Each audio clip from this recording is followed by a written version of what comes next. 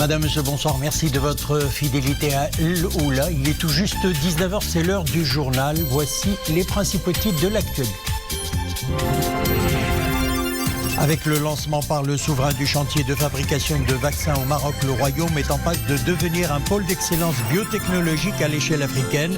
L'écosystème qui portera ce projet très prometteur, nous en parlerons davantage avec notre invité Mohamed Idriss El Azami, professeur à la faculté de médecine et de pharmacie de Fès. Dans ce journal, nous ferons une escapade musicale en compagnie de Chico, le fondateur du légendaire groupe des Gypsy Kings. L'artiste a fait une halte à Casablanca et a accordé exclusivement à notre chaîne une belle parenthèse musicale et s'est confié à Nissim Naouzdar avec un brin de nostalgie. Et puis nous irons à la recherche d'un peu de fraîcheur. Le site est exceptionnel, il réconcilie les touristes avec Dame Nature. Je vous parle du lac Wiwen, situé à quelques kilomètres de Khnifra. L'endroit est un véritable antidote au stress urbain. Nous découvrirons tout cela en fin de journal. Le Maroc appelé à jouer un rôle majeur vers une souveraineté pharmaceutique africaine. La signature avec le groupe Sinopharm de conventions relatives au projet de fabrication et de mise en seringue au Maroc du vaccin anti-Covid-19 et autres vaccins lundi devant Sa Majesté le roi Mohamed VI et le prolongement de la gestion proactive et solidaire du royaume de la pandémie. La stratégie pour une montée en capacité industrielle et biotech destinée à la fabrication du vaccin se précise et l'écosystème qui accompagne cette dynamique est très prometteur. Voyons tout cela dans ce reportage signé Amin Hennaoui, Leila Asli, sur un commentaire de Mounia Marouche et Nissel Hamdou. Nous sommes dans le laboratoire marocain de biotechnologie qui produira des vaccins anti-Covid-19. Dans un premier temps, 5 millions de doses par mois. De quoi assurer l'autosuffisance du royaume en ce sérum vital et approvisionner par la suite l'ensemble du continent africain. Nous avons été choisis pour la particularité de notre entreprise. Sotema est l'un des plus grands laboratoires fabricants d'injectables au Maroc et en Afrique. Nous fabriquons déjà de l'insuline, nous fabriquons déjà des produits contre le traitement des cancers qui sont aussi des produits biologiques. Et cette fierté a déjà démarré par l'instauration des études cliniques qui ont été réalisées en septembre 2020. Fruit d'un partenariat public-privé, ce méga-projet mobilisera 500 millions de dollars. Il a pour objectif la production du vaccin anti-Covid, mais également d'autres vaccins clés. Ainsi, le Royaume deviendra-t-il une plateforme de biotechnologie de premier plan à l'échelle continentale et même mondiale. Jusque-là, nous avons pu avoir, grâce à la fabrication locale, une indépendance thérapeutique et une souveraineté nationale, notamment dans le protocole du Covid pendant la pandémie. Et aujourd'hui, nous allons pouvoir avoir une indépendance thérapeutique des vaccins. Nous avons vu que des pays européens très développés ont eu des problèmes d'approvisionnement des médicaments pendant cette pandémie. Ça ne s'est pas posé au niveau du Maroc grâce à une industrie installée par les pharmaciens d'officine dont on est fiers à l'origine. Et cette production, elle est qualité Europe, elle est exportée partout en Afrique et dans d'autres pays, que ce soit en Asie ou en Europe. Et cette initiative royale pour la vaccination va encore donner un coup de pouce à cette production nationale et cette fabrication nationale qui reste une fierté pour tous les Marocains. L'industrie pharmaceutique marocaine est très développée. Elle occupe la 2e place à l'échelle africaine. Le Royaume produit entre 60 et 70% de ses besoins et exporte 10% de sa production vers le continent africain, le monde arabe, l'Asie et l'Europe. Notre invité du journal ce soir, Mohamed Idriss El Azami, professeur à la faculté de médecine et de pharmacie de Fès. Professeur, bonsoir. Sa Majesté le Roi a lancé un grand chantier vital pour aborder le monde post-Covid, le projet de fabrication au Maroc de vaccins anti-Covid et autres. Alors au-delà de la volonté du Royaume d'assurer une autosuffisance en matière de ce précieux liquide du XXIe siècle, il y a bien des enjeux géopolitiques derrière ce pas franchi. Lesquels ? Merci. C'est une décision royal et c'est une initiative royale qui s'inscrit dans la gestion de cette pandémie depuis le début et qui a été une réussite pour le Maroc avec la campagne vaccinale qu'on a vue, pour laquelle on a vu les résultats.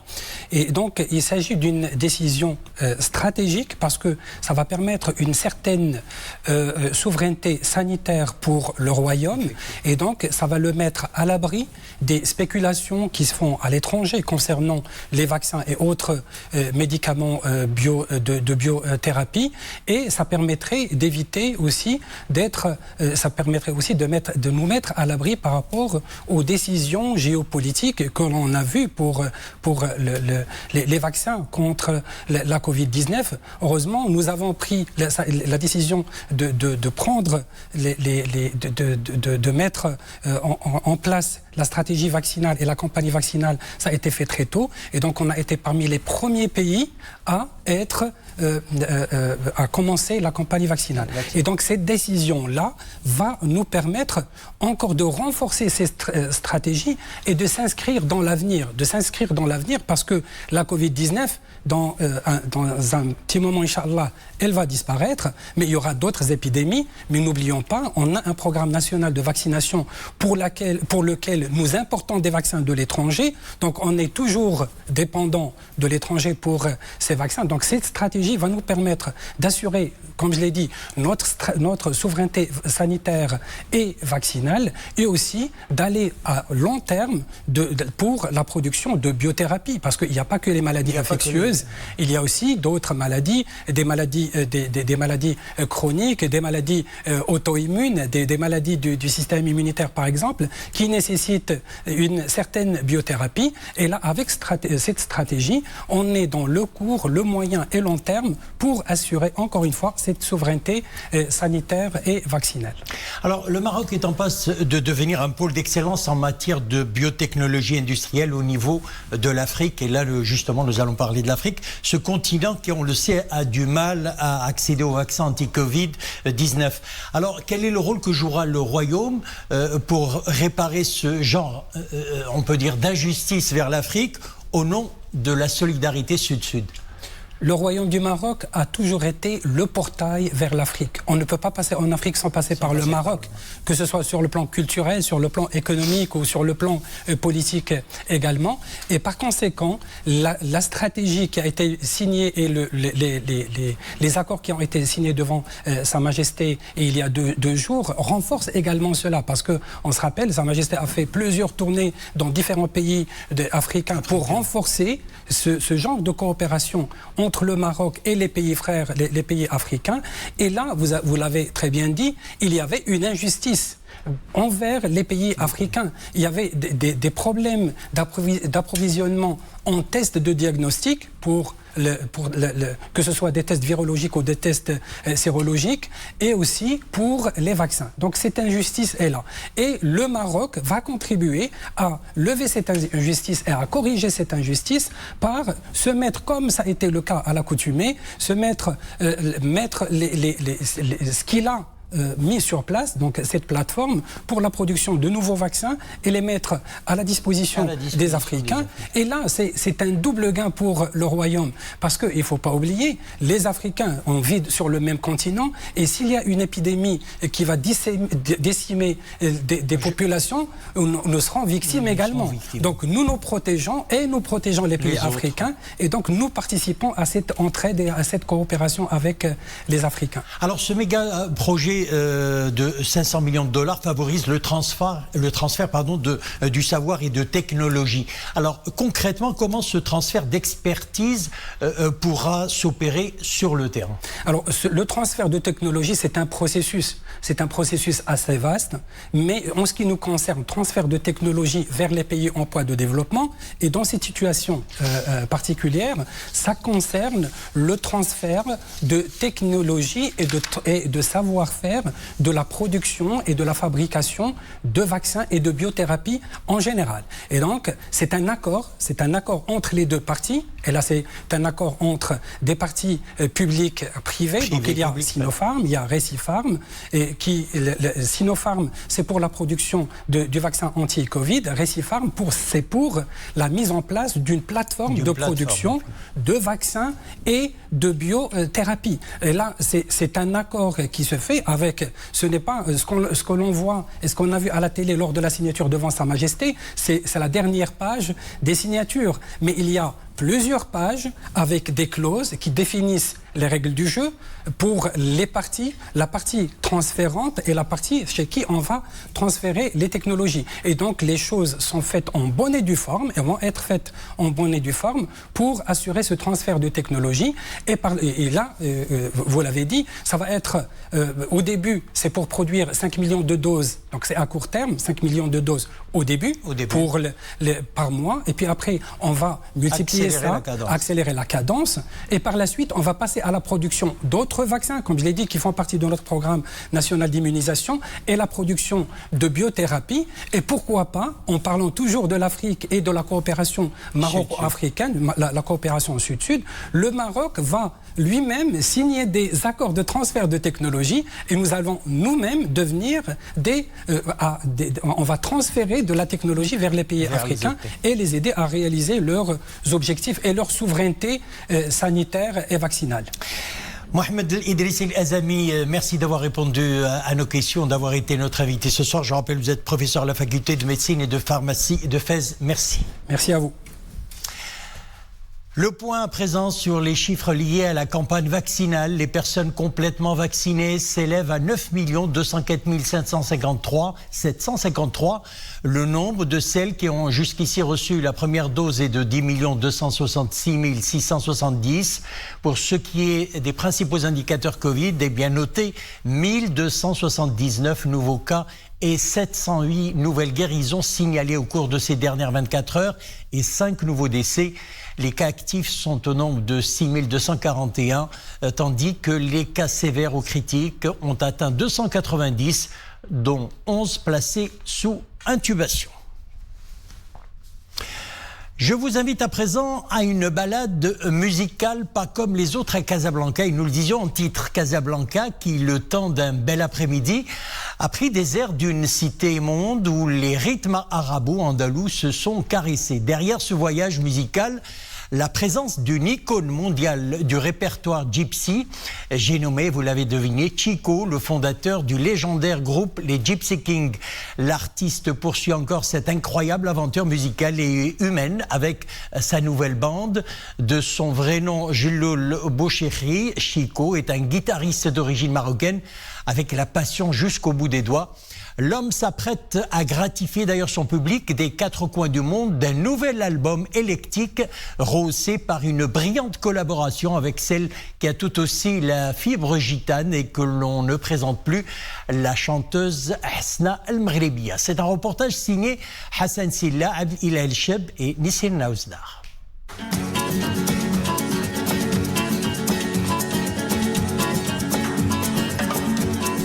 C'est un bien grand jour pour le groupe Sarab. Son rêve n'a pas tourné au mirage. Ces jeunes musiciens viennent de rencontrer Chico, l'idole de leur enfance. Moi, je suis ravi de voir des musiciens. Comme ça, c'est bien. Il y a de l'espoir, on continue. La musique, c'est la vie. C'est grâce à vous que j'ai acheté ma première guitare. Le ton est donné. C'est parti pour une fusion intergénérationnelle, marquée par les pas d'une fidèle aficionada.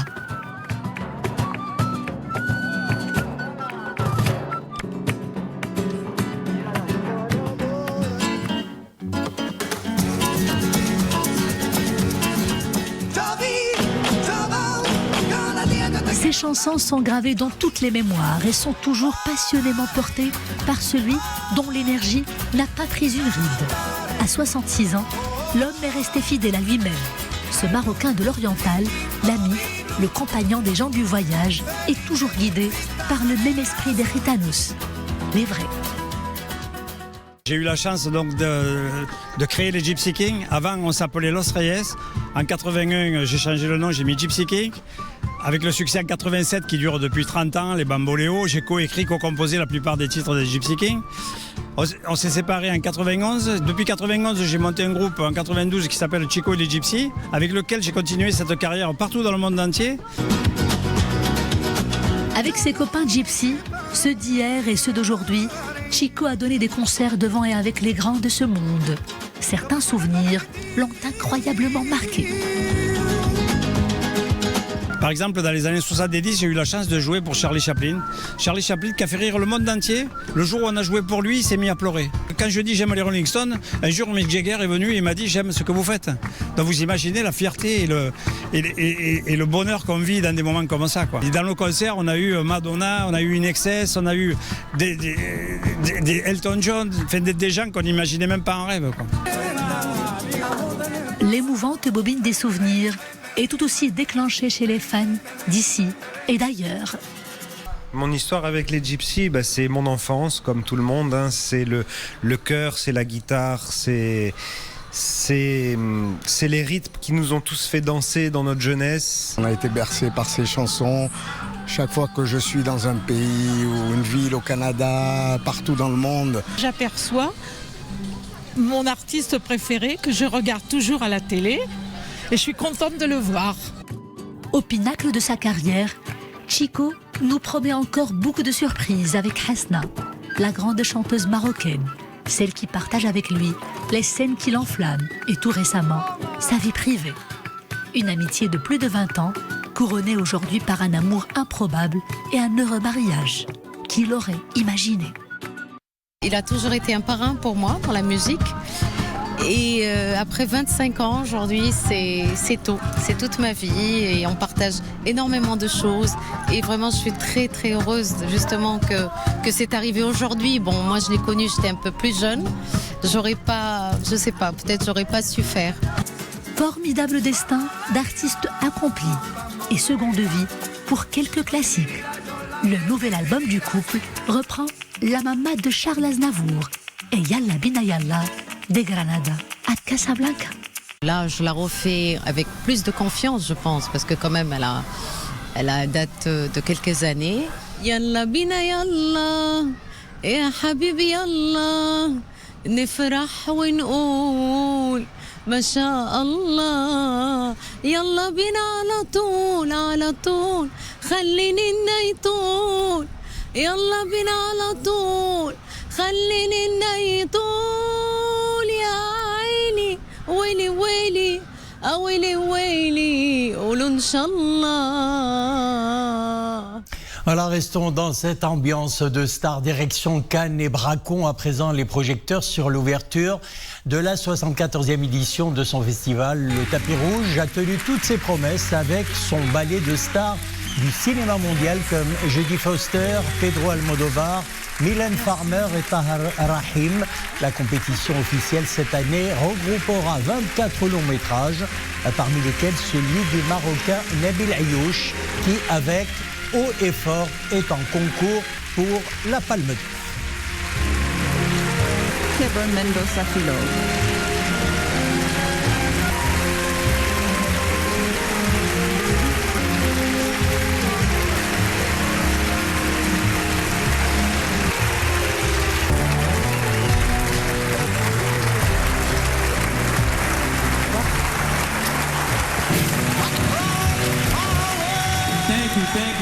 Voilà, cela nous amène à la météo. Il fera très chaud à partir de vendredi.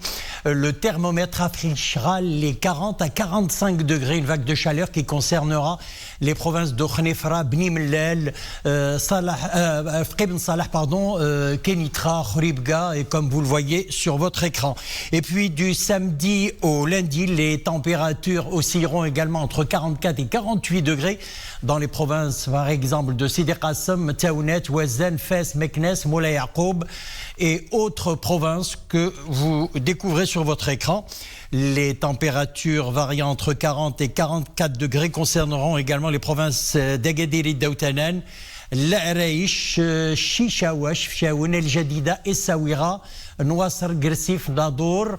Vous avez également Sidi Ifni, Taza et Taourirt, mais également des températures de 33 à 37 degrés à Al-Hossima, Casablanca, Mohamedia, Rabat, Salé, Berkane, Skhira, Tmara et Tanger à Sela. Et si vous êtes à court d'idées pour les vacances estivales et que vous recherchez un peu de fraîcheur justement, voici un site exceptionnel qui pourra vous réconcilier avec Dame Nature. Je vous parle du lac Wiwen, situé à quelques kilomètres de Khnifra. L'endroit est un véritable antidote au stress urbain. Reportage signé Ahmed Fadili, Mounia Marouche et Mariam Elbessi. Ces eaux douces fourmillent de plusieurs espèces de poissons. Elles font du lac Wiwen l'endroit incontournable pour les amateurs de la pêche. Mohamed y vient régulièrement pour pratiquer son loisir et se ressourcer. C'est une réserve écologique. On entend que le ruissellement de l'eau et le gazouillement des oiseaux. C'est idéal pour pratiquer la pêche. Pour profiter de ses vacances en toute sécurité, il faut continuer à porter le masque et respecter les consignes sanitaires en vigueur. Pendant que certains taquinent la truite, d'autres traversent le lac au fil de l'eau. Quant aux fins gourmets, ils s'offrent une petite pause gourmande aux saveurs du terroir. Bref, ici, tout le monde trouve son compte. Nous sommes de Meknes. Une fois les mesures sanitaires allégées, nous nous sommes rendus au lac Wiwen. En plus de son climat tempéré, la restauration ici est un vrai régal. Nous en profitons sans modération. Et bien sûr, nous tenons à respecter les gestes barrières, surtout que le Covid et ses nouveaux variants circulent toujours. Situé à 1600 mètres d'altitude dans la province de Khenifra, le lac Wiwen jouit d'une biodiversité importante. Concilier entre tourisme et développement durable, c'est le défi à relever pour préserver cette réserve naturelle. Voilà quelques idées pour les vacances. C'est la fin de notre édition. Merci de l'avoir suivi. Retour de l'info sur l'OUL à 21h. À demain 19h.